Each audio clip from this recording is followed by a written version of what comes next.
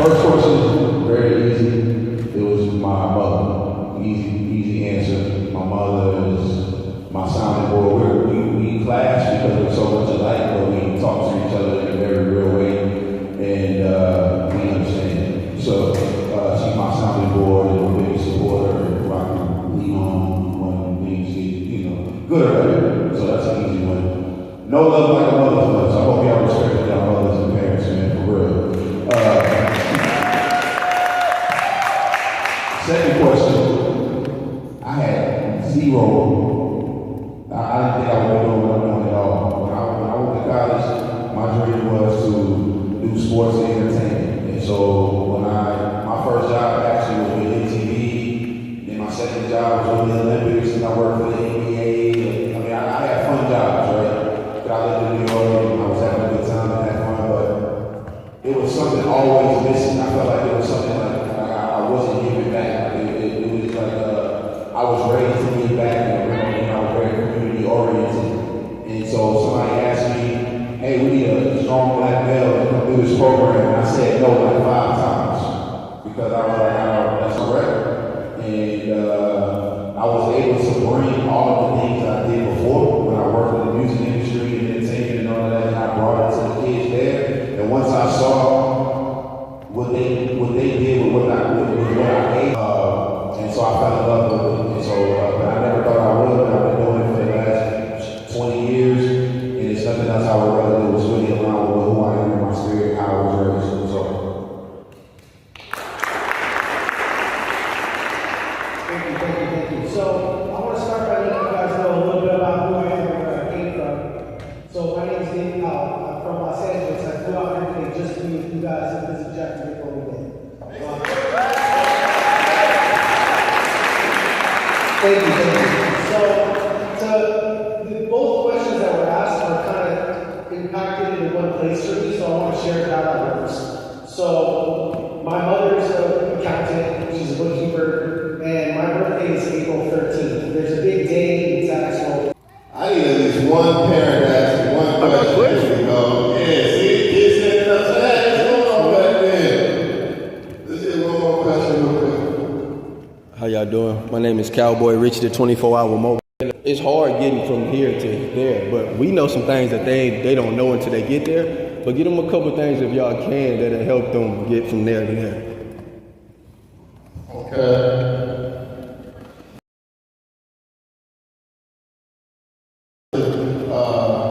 Handle some business. So y'all hungry yet? Not yet. Y'all going to be hungry, right? Yeah?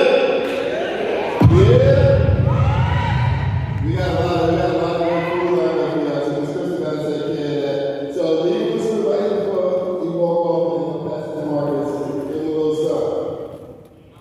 If I could tell, this might enjoy it being young. Like I think all the time I go back to being a kid, just enjoying myself. So don't grow too fast, enjoy being a kid, and you don't have to know what you want to do and what you want to be, because it might change about 4 or 5 times by the time you actually get to that point. So like I said, just enjoy being a kid and enjoy feel free. Nah, for real. Yes. Nah, for real, that bill free. When I was growing up, bro, I didn't want to be a thing. Like people would always ask me, like, what you want to be grow up? I would always just say, I just want to be great. I went to college to learn how to create jobs. So I want y'all to take that with you. Don't wait to be great. You can be great now. You got technology, you got YouTube, you got social media, you got everything you need to learn the things that you want to become. And you don't have to wait until you register for college to become that thing. You can be it now. So take advantage of technology, take advantage of the people around you, ask the right questions, and be whatever you want to be right now. Don't have the mindset of, I'm going to be this once I graduate, I'm going to be this once I do this thing. You can be that thing now. So that's it. That's what I would say. Be the thing that you want to be now, and now don't wait to be great.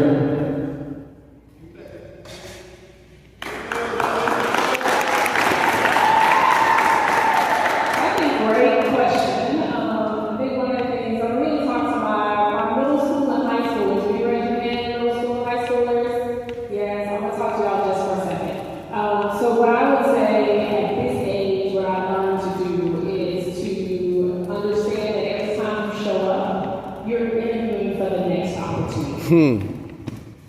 I will tell you that I've never interviewed for a job before.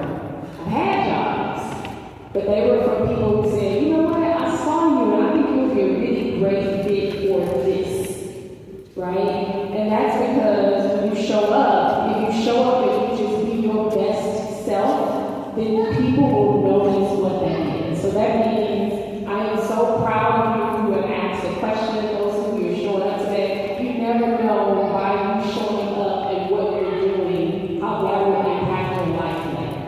And so if I could say anything, just growing up, it was, one, just like Ms. Crystal said, having fun as a kid and just enjoying just being there. But the other piece was, if there was something else going on, I wanted to be my best in doing that. Now, whether or not I was the best basketball player, I was on a team. I did my best on the team, right? So your best doesn't necessarily have to be somebody else's best, but people understand and you know how proud you are.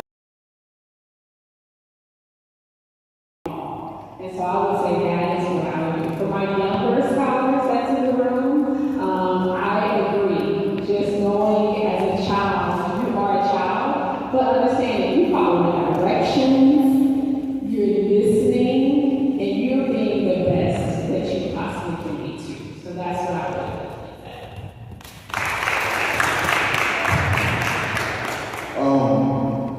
My advice is something that I tell a lot of kids is it's okay not to know what you're